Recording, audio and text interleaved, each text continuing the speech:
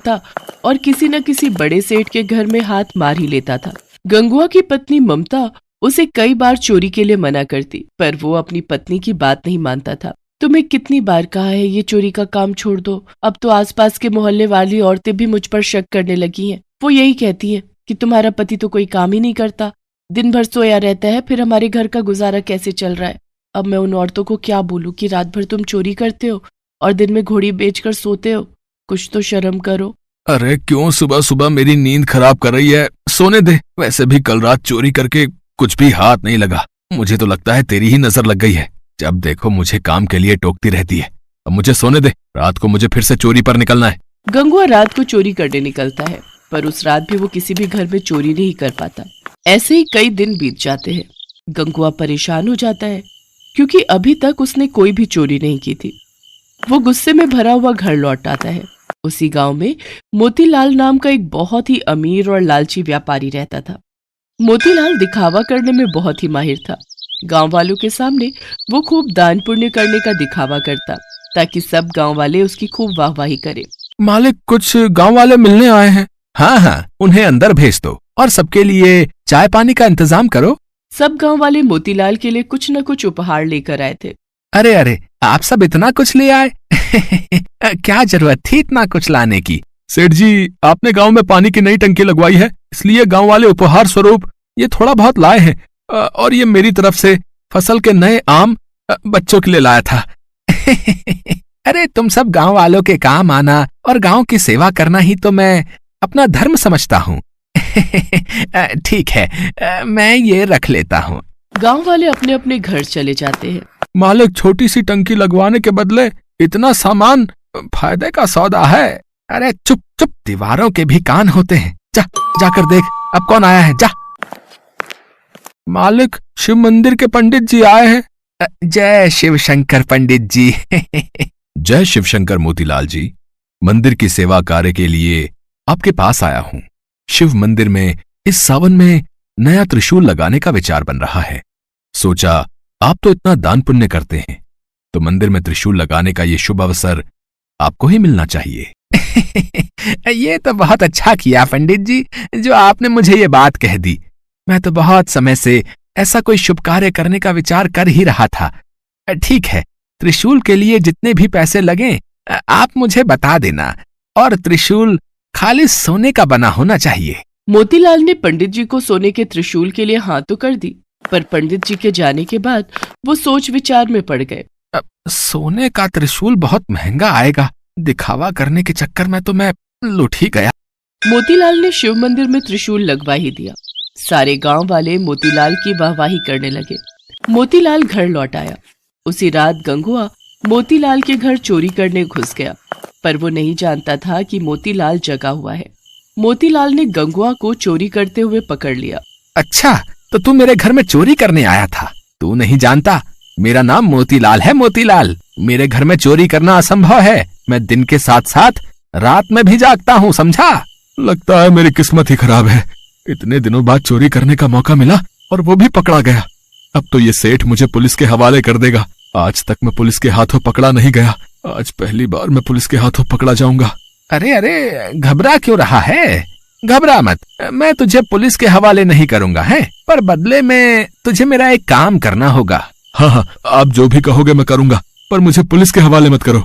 तुझे शिव मंदिर में लगे सोने के त्रिशूल की चोरी करनी होगी और वो त्रिशूल मुझे देना होगा। शंकर जी के त्रिशूल की चोरी?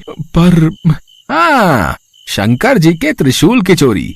तुझे अभी इसी समय त्रिशूल चुराकर मेरे पास लाना होगा, उसके बाद मैं तुझे छोड़ दूंगा। नहीं तो तू जानता है, मैं शोर मचा दूंगा और तुझे पुलिस के हवाले कर दूंगा।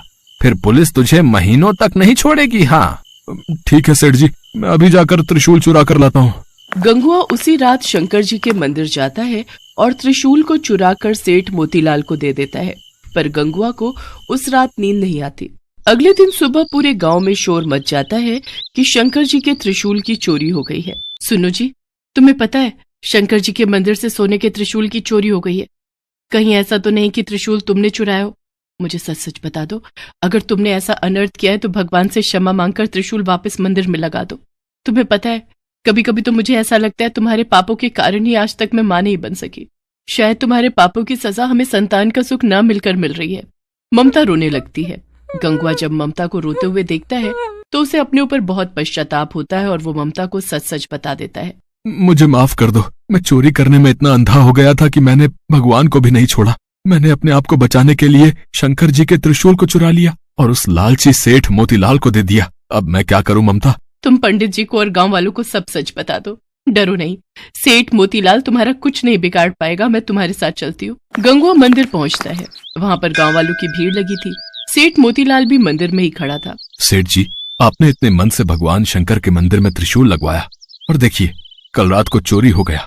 सचमुच मैं इन सब बातों के लिए बहुत शर्मिंदा हूँ। पता नहीं चोर मंदिर के भीतर कैसे घुस गया। कोई बात नहीं पंडित जी, भगवान की जैसी मर्जी। अच्छा मैं चलता हूँ, कोई और सेवा हो तो बता देना। कहाँ चल दिए पंडित जी? कहीं त्रिशूल लेने तो घर नहीं जा रहे? क्या मतलब है तुम्हारा? क्या तुम जानते नहीं हो कि त्रिशूल की चोरी हो चुकी है? पंडित जी, चोरी का त्रिशूल सेठ मोतीलाल के घर पर ही है। अगर आप सबको यकीन ना हो तो आप इनके घर की तलाशी ले सकते हैं। ये तुम क्या कह रहे हो? सेठ मोतीलाल बहुत ही धार्मिक प्रवृत्ति के व्यक्ति हैं और त्रिशूल तो उन्होंने स्वयं ही मंदिर में लगवाया है। तो फिर त्रिशूल इनके पास कैसे हो सकता है? पंडित जी, ये सेठ मोतीलाल देखने में ही धार्मिक है पर मन से बहुत ही बुरी प्रवृत्ति के हैं। गंगुआ पंडित जी और गांव वालों को बीती रात की सारी सच्चाई बताता है, जिसे सुनकर सब लोग हैरान रह जाते हैं। सेठ मोतीलाल के घर की तलाशी लेने पर शंकर जी का त्रिशूल मिल जाता है। सेठ जी, ये त्रिशूल अब आप ही रखो। आप अब इस त्रिशूल को मंदिर में लगाने के अधिकारी नहीं है। भगवान तो श्रद्धा के भूखे होते हैं। यदि आपका मन नहीं था दान पुण्य करने का तो आप हम सभी को साफ साफ कह देते। ये दिखावा करने की कोई आवश्यकता नहीं थी। आज के बाद इस शिव मंदिर में आपके दिए पैसों का चढ़ावा नहीं चढ़ेगा। और पंडित जी, हम गांव वाले भी सेठ मोतीलाल के हाथों से कोई धर्म कर्म के कार्य में मदद नहीं लेंगे। हाँ, हर कोई सेठ मोतीलाल के खिलाफ हो जाता है। सेठ मोतीलाल अपना समूह लेकर घर चला जाता है। हे भोले शंकर, आज मैं आपके सामने ये प्रण करता हूँ कि मैं आज के बाद कभी भी चोरी नहीं करूंगा। हमेशा मेहनत की रोटी कमाऊंगा। गंगुआ, तुमने बहुत ही ईमानदारी का काम किया है। देखना, भगवान भोलेनाथ तुम्हें इसका फल अवश्य देंगे। उस दिन से गंगुआ ने चोरी करना छोड़ दिया। अब वो मेहनत मजदूरी करता था। ममता भी गंगुआ को मेहनत मजदूरी करते देख बहुत खुश थी। कुछ समय बाद ममता माँ बन जाती है और एक बहुत ही सुंदर बच्चे को जन्म देती है।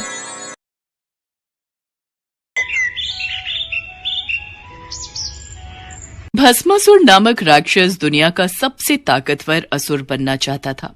एक बार जब भस्मासुर की भेंट नारद मुनि से हुई, तब उसने नारद मुनि से पूछा, देवर्षि नारद, मैं पृथ्वी का सबसे शक्तिशाली प्राणी बनकर सभी पर शासन करना चाहता हूँ। आप बताइए, इसके लिए मैं किस देवता को प्रसन्न करूं कि मुझे इच्छित वर की प्राप्ति हो? नारायण नारायण, इच्छित वरदान की प्राप्ति के लिए तो भगवान भोलेनाथ की कड़ी तपस्या करनी होगी। भगवान शिव को प्रसन्न करना बेहद आसान है। अगर कोई सच्चे मन और श्रद्धा के साथ उन्हें याद करता है तो वो बड़ी आसानी से उसे अपना बना लेते हैं और उसकी हर इच्छा को पूरा करते हैं। इसलिए भस्मासुर, तुम उनकी तपस्या करो तो अवश्य ही इच्छित वरदान प्राप्त कर सकते हो। अच्छा, यदि ऐसा है तो देवर्षि नारद, मैं भोलेनाथ को अवश्य प्रसन्न करूंगा। नारायण नारायण नारायण नारायण। नारद मुनि वहाँ से चले जाते हैं और भस्मासुर जंगल की ओर चला जाता है और जंगल में जाकर वो भगवान शिव से वरदान पाने की लालसा में कड़ी तपस्या करता है। ओम नमः शिवाय, ओम नमः शिवाय, ओम नमः शिवाय, ओम नमः शिवाय, ओम नमः शिवाय, ओम नमः शिवाय। भस्मासुर को तपस्या करते कई वर्ष बीत गए। कठिन तपस्या के लिए किए जा रहे मंत्र उच्चारण की ध्वनि कैलाश पर्वत पर विराजमान भगवान शिव के कानों तक पहुंची और वे तपस्या में लीन भस्मासुर के पास पहुंचे। आंखें खोलो भस्मासुर। भस्मासुर का प्रणाम स्वीकार कीजिए महादेव। मेरी तपस्या से आप प्रसन्न हो ही गए। भस्मासुर, तुम्हारी कठिन तपस्या को देखकर तो मुझे प्रसन्न होना ही था। मांगो, तुम्हें क्या चाहिए? भस्मासुर ये जान गया था कि महादेव उसकी तपस्या से बहुत प्रसन्न हुए हैं। वो सोचने लगा कि वो किसी भी वरदान का हकदार है। भोलेनाथ, मुझे अमरता का वरदान चाहिए, अर्थात मैं हमेशा इस संसार में जीवित रहूं, मृत्यु भी मेरा कुछ ना बिगाड़ सके। भस्मासुर, ये वरदान मैं तुम्हें नहीं दे सकता, क्योंकि ये पूरी तरह से प्रकृति के नियम के खिलाफ है। जिसने भी इस संसार में जन्म लिया है, एक ना एक दिन उसकी मृत्यु निश्चित ही है। यदि आप मुझे अमरता का वरदान नहीं दे सकते, तो मुझे ये वरदान दीजिए महादेव कि मैं जिस किसी के सिर पर अपना हाथ रखूं वो भस्म हो जाए। ठीक है भस्मासुर, मैं तुम्हें ये वरदान देता हूं कि तुम जिस किसी के भी सर पर हाथ रखोगे वो भस्म हो जाएगा। भगवान शिव ने भस्मासुर को जो वरदान दिया वो उनके लिए स्वयं आफत बन गया। भोलेनाथ, आप कितने भोले हो। आपने ये वरदान देकर मुझे संसार में सबसे शक्तिशाली बना दिया। अब मैं किसी को भी भस्म कर सकता हूं। क्यों ना सबसे पहले मैं आपको ही अपना शिकार बनाऊं। आपको भस्म करके मैं कैलाश पर राज्य करूंगा। भस्मासुर, रुको, लगता है वरदान मिलने से तुम्हें अहंकार हो गया है, इसलिए तुम्हारी बुद्धि फिर गई है। शिव जी अपने द्वारा दिए गए वरदान को वापस नहीं ले सकते थे। उन्होंने वहाँ से भागने में ही अपनी भलाई समझी, क्योंकि भस्मासुर तो मंद बुद्धि था। वो उस समय पागलों की अवस्था में कुछ भी अनहोनी कर सकता था। अब भगवान शिव पूरी तरह से फंस चुके थे। रुकिए महादेव, मुझे इस वरदान को सिद्ध तो करने दीजिए। रुकिए महादेव, रुकिए। अब मैं क्या करूं? भगवान शिव इसी असमंजस में थे कि वो इस समय किस तरह भस्मासुर से छुटकारा पा सकते हैं। तभी उन्हें भगवान विष्णु का ध्यान आया। वे भगवान विष्णु का स्मरण करने लगे। हे विष्णुदेव, मेरी रक्षा कीजिए, इस भस्मासुर से मुझे बचाइए। मैं संकट में हूँ। चिंता मत कीजिए महादेव, आपको कुछ नहीं होगा। आप इसी गुफा में रहिएगा। मैं भस्मासुर को आप तक नहीं पहुँचने दूंगा। भगवान शिव को आश्वासन देकर भगवान विष्णु भस्मासुर का रास्ता रोकने चले गए। भस्मासुर शिव जी को ढूंढ रहा था कि उसकी नजर एक बेहद खूबसूरत स्त्री पर पड़ी, जिसे देखकर भस्मासुर अपनी सुध-बुध खो बैठा। वो ये भी भूल गया कि वो शिव जी की तलाश में था। स्त्री, वो भी वन में अकेली, कितनी आकर्षक सुंदरी है ये। इससे पहले इतनी आकर्षक सुंदरी मैंने कभी नहीं देखी। सुनो, तुम्हारा नाम क्या है सुंदरी? मेरा नाम मोहिनी है। तुम्हारी सुंदरता को देखकर मैं मोहित हो गया हूँ। मोहिनी, अति सुंदर नाम। तुम इस घने वन में अकेली क्या कर रही हो? मैं वन के निकट अपने माता पिता के साथ रहती हूँ और यहाँ वन में पूजा के लिए फूल चुनने आई थी। मोहिनी, मेरा नाम भस्मासुर है। मैं सर्वशक्तिशाली हूँ। मैं तुम्हें अपनी रानी बनाना चाहता हूँ। क्या तुम मुझसे विवाह करोगी? भस्मासुर की बात सुनकर मोहिनी हंस पड़ी। उसने भस्मासुर से कहा, महाराज, मैं एक नृत्यांगना हूँ और सदैव से ही अपने विवाह हेतु ऐसे पुरुष की कामना करती थी जो स्वयं बेहतरीन नृत्य जानता हो। क्या आप नृत्य के बारे में जानते हैं? भस्मासुर ने अपने जीवन में कभी भी नृत्य नहीं किया था, लेकिन वो मोहिनी के कहने पर नृत्य करने के लिए भी तैयार हो गया। सुंदरी, मैं नृत्य करना जानता तो नहीं, पर अगर तुम नृत्य सिखाओगी तो मैं अवश्य कर लूंगा। आपकी प्रेम भरी बातें सुनकर अब तो मेरा भी मन आपसे विवाह करने के लिए विचलित हो रहा है। चलिए, मैं आपको नृत्य सिखाती हूँ। जैसे जैसे मैं नृत्य करूँगी वैसे वैसे आप करते जाना। ठीक है सुंदरी, तुम नृत्य प्रारंभ करो, मैं तुम्हारे साथ साथ करूँगा। मोहिनी नृत्य प्रारंभ करती है। भस्मासुर मोहिनी के कहे अनुसार उसकी तरह नाचने की कोशिश करने लगता है। मोहिनी अपना हाथ जब कमर पर रखती तो भस्मासुर भी अपना हाथ कमर पर रख लेता। मोहिनी अपने हाथों से मुद्राएं बनाती तो भस्मासुर भी हस्त मुद्राएं बनाने की कोशिश करता। कुछ देर तक मोहिनी और भस्मासुर का नृत्य चलता रहा। भस्मासुर नृत्य अभ्यास में पूरा डूब चुका था। नाचते नाचते मोहिनी ने अपने सिर पर हाथ रखा और उसकी देखा देखी भस्मासुर ने भी वही किया। भस्मासुर ये भूल गया कि स्वयं अपने सिर पर हाथ रखने से वो भी भस्म हो सकता है। स्त्री के प्रेम में आकर वो शिव का वरदान भूल गया, जो उसके लिए श्राप साबित हुआ। भस्मासुर का संहार करने के लिए स्वयं भगवान विष्णु ने मोहिनी अवतार धारण किया था। भगवान विष्णु फिर से अपने रूप में आ जाते हैं। भगवान शिव उनके समक्ष आते हैं। बचाओ, बचाओ, भस्मासुर, तुमने मेरे द्वारा दिए वरदान का दुरुपयोग किया, इसी कारण तुम्हारी ये दशा हुई। महादेव, आपका दिया वरदान सत्कर्म करने वाले लोगों के लिए तो